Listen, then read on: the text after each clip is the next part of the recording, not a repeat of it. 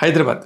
హైదరాబాద్ అంటేనే అభివృద్ధి. అభివృద్ధి అంటేనే హైదరాబాద్ అనే సంగతి భారతదేశంలో ఉన్న ప్రతి ఒక్కళ్ళకే కాదు, ప్రపంచంలో ఉన్న చాలా మందికి తెలుసు. అందుకే హైదరాబాద్‌ని చాలామంది ఇష్టపడుతుంటారు. నార్త్ సైడ్ నుంచి కానీ, లేకపోతే ఈస్ట్ సైడ్ నుంచి కానీ, సౌత్ సైడ్ నుంచి కానీ అందరూ కూడా హైదరాబాద్‌కి వచ్చేసి ఉద్యోగాలు, వ్యాపారాలు చేసుకోవాలని చెప్పేసి అందరూ అనుకుంటుంటారు.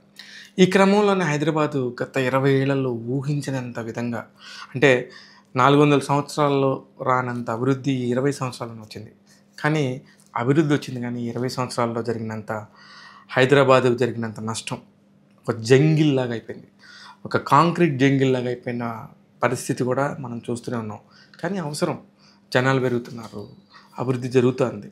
వీటన్నిటికీ కూడా ఒకదానికొకటి అవినాభావ సంబంధం ఉంది. దానికి తగ్గట్టుగానే వెళ్తూ ఉంది. కానీ ఎంతవరకు అనే దానికి ఒక ఫుల్ స్టాప్ పెట్టాల్సింది అనేది అన్నట్టుగా హెచ్‌సియు ఒక్కసారిగా హైదరాబాద్ సెంట్రల్ యూనివర్సిటీ విద్యార్థులు రోడ్డు మీదకి వచ్చారు. దానికి కారణం ఏంటి? దీనికి కారణం గురించి మాట్లాడితే ఇది ఇప్పటిది కాదు సమస్య. ఎప్పటిదో 70-80 సంవత్సరాల కిందటి సమస్యని ఇప్పుడు అన్ని కార్యక్రమాలు ఒక్కొక్కటి తొలగిపోయి, ఆ ఏదైతే భూమి గురించి మాట్లాడుతున్నారో 400 ఎకరాల భూమి గురించి, ఆ 400 ఎకరాల భూమి కాదు అసలు టాపిక్ ఇక్కడ. టోటల్గా 2400 ఎకరాలకు సంబంధించిన కథ. అందులో ఇప్పుడు ఒక 400 ఎకరాలకు సంబంధించిన సమస్యని ప్రతి ఒక్కరు మాట్లాడుతున్నారు. ఒక పక్క గవర్నమెంట్లో ఉన్నోళ్ళు వాళ్ళది రైట్ అనుకునే పరిస్థితి ఉంటే, గవర్నమెంట్లో లేని వాళ్ళు దాన్ని అంతటిని వ్యతిరేకించడం అనేది సర్వసాధారణమైన విషయం. రాజకీయాల్లో ఇది చాలా మామూలు విషయమే. ఇట్లాంటి టైంలో అసలు స్టూడెంట్స్ ఎందుకు వచ్చారు అంటే, ఇది ఒక కాలేజీ, ఒక యూనివర్సిటీకి సంబంధించిన టాపిక్ కాబట్టి, ఇది ఒక భౌగోళికంగా చాలా మంచి ప్రాంతము, సెంట్రల్లో ఉంది హైదరాబాద్కి. చాలా జీవరాశులు, జంతువులు, అట్ ద సేమ్ టైము చెట్లు, ప్రతి ఒక్కటి కూడా ఉండి ఒక మంచి పొజిషన్లో ఉన్న ఈ ప్లేసు దీనికోసం అని చెప్పి సపరేట్గా అమ్మేస్తే, అమ్ముకుంటూ పోతే, ఎవరెవరికో ఇచ్చుకుంటూ పోతే ఇక్కడ ఉండే పక్షులు వాటి పరిస్థితి ఏంటి? ఇట్లాగా అనేక జీవరాశులు ఉన్నాయి, చాలా గొప్ప అయ్యాయి. ఇప్పుడు నక్షత్ర తాబేళ్ళు తీసుకోండి, జింకలు ఉన్నాయి, లేక్స్ కూడా ఉన్నాయి అందులో.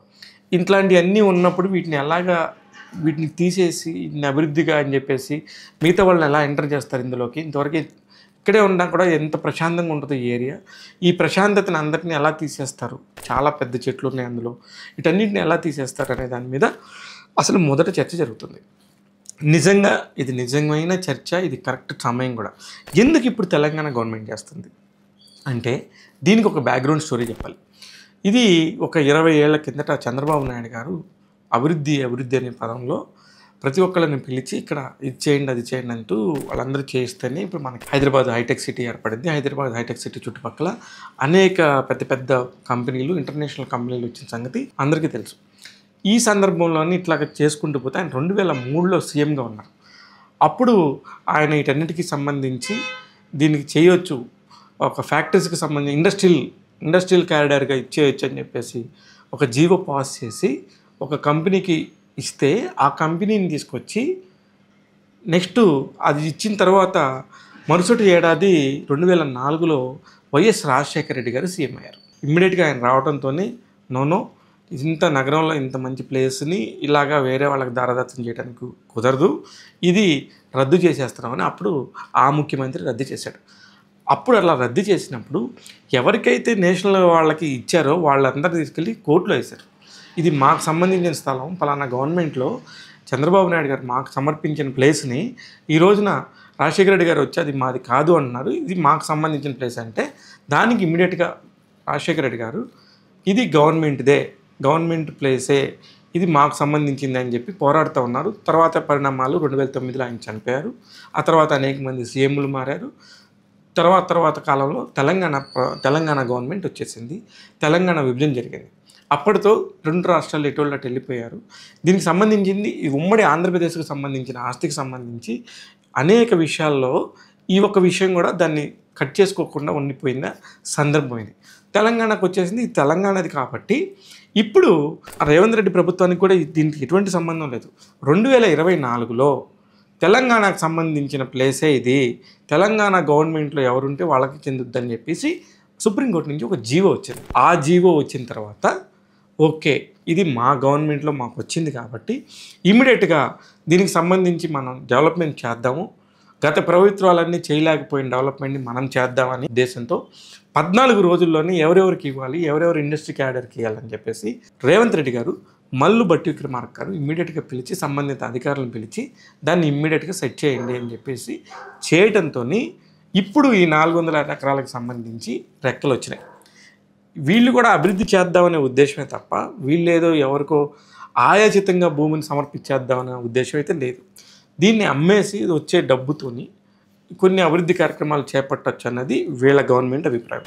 ఆబ్వియస్గా ఇదంతా తప్పు, ఇక్కడ నిన్న జరుగుతున్నాయి కాబట్టి ఇదంతా చేయడం అనేది 100% తప్పు అనేది ప్రతి ఒక్క ఒక పక్క మిత్రపక్షాల్లో ఉన్న వాళ్ళు వీళ్ళని రేవంత్ రెడ్డి గారు వాళ్ళని సమర్థిస్తే వేరే పక్షంలో ఉన్న వాళ్ళందరూ కూడా వీళ్ళని అపోజ్ చేయడం అనేది సర్వసాధారణ విషయం. కానీ ఇంత మంచి ప్లేస్ని నాశనం చేయడానికి మేము ఒప్పుకోమని చెప్పేసి విద్యార్థులతో ఎప్పుడు పెట్టుకోకూడదు. ఎప్పుడైనా విద్యార్థులతో పెట్టుకునేటప్పుడు వాళ్ళని పిలిచి విద్యార్థి సంఘ నాయకులతోని మేము ఇలా చేస్తున్నాం, ఒక సభలాగా పెట్టి దీనికి ఒక మెమొరాండం లాగా చేసి ఇది తెలంగాణ గవర్నమెంట్కి సంబంధించిన ప్రాపర్టీ, దీన్ని మీరందరూ కూడా ఎలా ఆలోచిస్తున్నారు, మేము ఇలా చేద్దాం అనుకుంటున్నాం అని చెప్పేసి ముందుగానే అందరికీ ప్రకటన చేసేసి వాళ్ళని కూర్చోబెట్టి కనుక మాట్లాడితే వీళ్ళకున్న పాయింట్స్లో వాళ్ళకి ఎంతో కొంత అర్థమయ్యి నిజమే కదా గవర్నమెంట్ అభివృద్ధి చేయడానికి ఎంతోమందికి ఉపాధి కల్పించడం కోసం ఇలాంటి ఒక కార్యక్రమం చేపడుతుంది కాబట్టి మనం కూడా దాని వంతుగా సాయం చేయాలి అనే ఒక కోణం కానీ అలాంటి ఒక ఆలోచన కానీ మిగతా వాళ్ళకు కూడా కలిగి ఉండేదేమో. అలా కాకుండా సెలవు రోజుల్లో అర్ధరాత్రి పూట బుల్డోజర్లతో వెళ్ళి ఇవన్నీ చేయటం వల్ల ప్రతి ఒక్కళ్ళు కూడా సంథింగ్ ఏదో జరగబోతుంది, ఏదో పెద్ద విషయం జరగబోతుంది, ఎవరో దీని వెనకాల ఉండి నడిపిస్తున్నారు అనే ఒక కోణం ఒకటి. దానికి తోడు తర్వాత రోజు ఇమ్మీడియట్గా విద్యార్థులు వస్తే విచక్షణారహితంగా వాళ్ళని జుట్టు పట్టుకొని ఈడ్చడం కానీ వాళ్ళని లాఠీలతో కొట్టడం కానీ చేసినప్పుడు వాళ్ళు ఆటోమేటిక్గా ప్రొటెస్ట్ చేస్తారు. ఈ ప్రొటెస్ట్ చేయడంతో వీళ్ళు చేస్తుంది న్యాయమైన సమ్మె అనే ఒక కారణంతో ఒక పక్క అపోజిషన్లో ఉన్న కేటీఆర్ గారు తన ఎక్స్ పోస్ట్లో ఏం పేర్కొన్నారంటే అనేక జీవరాశులు ఉన్నాయి, హెచ్సియు యూనివర్సిటీ చాలా మంచి ప్లేసు, వీటన్నిటిని కనుక నాశనం చేస్తే జీవరాశిలో చాలా ఇంపార్టెంట్ వాటిని కోల్పోయిన వారు అవుతాము, చాలా వన్యప్రాణుల్ని మనం సంరక్షించుకోవాలి, దీనివల్ల ఎంతో ఆక్సిజన్ వస్తుంది అని చెప్పేసి కేటీఆర్ గారు పెట్టారు. దీనికి రివర్స్లో రేవంత్ రెడ్డి గారు శాసనసభలో మాట్లాడుతూ ఇక్కడ ఏదో చిరుతలు ఉన్నట్టు, సింహాలు ఉన్నట్టు, పులులు ఉన్నట్టు, లేకపోతే నెమళ్ళు ఉన్నట్టు ఇట్లా అన్నీ ఉన్నట్టుగా మాట్లాడుతుంది ఎవరో కాదు, దీనికి సంబంధించిన అది వ్యతిరేకమైన పార్టీ ఎవరైతే ఉన్నారో ఎమ్మెల్యేలు ఆ సంబంధించిన పార్టీ నాయకులు గుంట నక్కల్లాగా మారి అక్కడ ఏమీ లేని చోటని ఏదేదో ఉందని చెప్పేసి బాగా నెగిటివ్ ప్రచారం చేస్తున్నారు, దీనివల్ల ప్రభుత్వానికి చాలా ఇబ్బందికరమైన పరిస్థితి ఏర్పడుతుంది అని చెప్పి రేవంత్ రెడ్డి గారు పేర్కోవడం జరిగింది. ఇక్కడి నుంచే రాజకీయం బాగా గట్టిగా రాచుకుంది. అక్కడి నుంచి పత్రికలు చాలా పెద్ద ఎత్తున దీని మీద రివల్యూషన్ తేవాలని చెప్పి ట్రై చేస్తున్నాయి. కారణం నిజంగా కూడా మాట్లాడితే ఒక విషయానికి రెండు వైపులా ఉన్నట్టే ఇక్కడ కూడా హెచ్సియులో నిజంగా కూడా చాలా పెద్ద ఫారెస్ట్ లాంటి ఒక ప్లేస్ ఉండింది.